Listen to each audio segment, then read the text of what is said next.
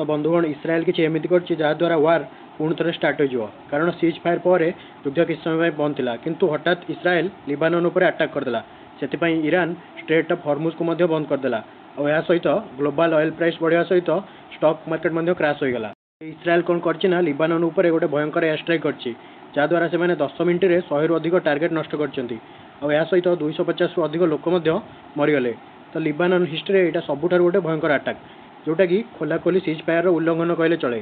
जो cease fire agreement होता है कि ईरान आउ तार प्रॉक्सी ग्रुप उपर कौन भी कंट्री अटैक करें ना किंतु इस्राएल यहाँ उल्लंघन कला और लिबानन उपर गोटे जोरदार अटैक कला जोटा कि ईरान यहाँ धोखा बोली भाभी स्ट्रेट ऑफ हॉर्मुज को बंद करदे।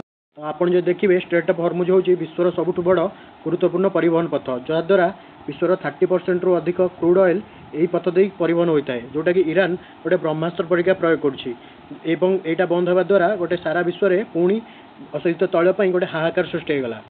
कौन है ना तेल दर में निआं लगिगला। तो कौन थी जोटा क्रूड ऑयल $90 को खसला एवं बैरेल पिछे $95 होगा आ महंगा माड़ पर टोटाल विश्व को गोटे रेडी होगा पड़ो जोटा कि सांगा सागे देखागला कि स्टॉक मार्केट फल कला। तो नेतान्याहूंकर गोटे लक्ष्य थिला ईरान को संपूर्ण रूप ध्वंस करेंगे जोटा कि ईरान परमाणु को अटैक करेंगे और मिसाइल कैपेबिलिटी को टोटाल नष्ट करेंगे। तो जो सीज फायर है लक्ष्यटा टोटाल अधूरा रहीगला।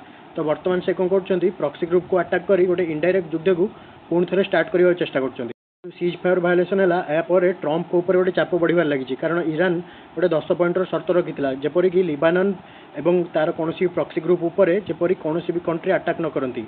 तो यार वायोलेसन पर एवं अमेरिका कौन कर देखा रहा। सहित भारत कौन करना गोटे एडवाइजर देती ईरान छाड़ा सब नागरिक मानू कही कारण परिस्थिति बर्तमान गोटे भयंकर रूप नहीं भारत इंटेल जहाँ अच्छी कौन मुहूर्त में गोटे बड़ युद्ध हो पारे तेणु सबू नागरिक को ईरान छाड़ा भारत गोटे परामर्श दे। जो सीज फायर वायोलेसन है यापर कौन है साउदी अरब और यूएई टोटाल चिंतार पड़ जाती कारण यार रिटेलिएशन जदि ईरान से अटैक कर दिए तो से सप्लाई चेन टोटाल विपद में पड़ेगा और जोटा कि वर्ल्ड इकोनॉमी उपर गोटे बड़ भूमिकंप आनीदेव।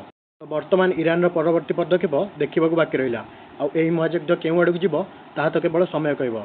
जदि आपको यही इनफर्मेशन भल लगी चैनल टी सब्सक्राइब कर दिंतु। जय जगन्नाथ।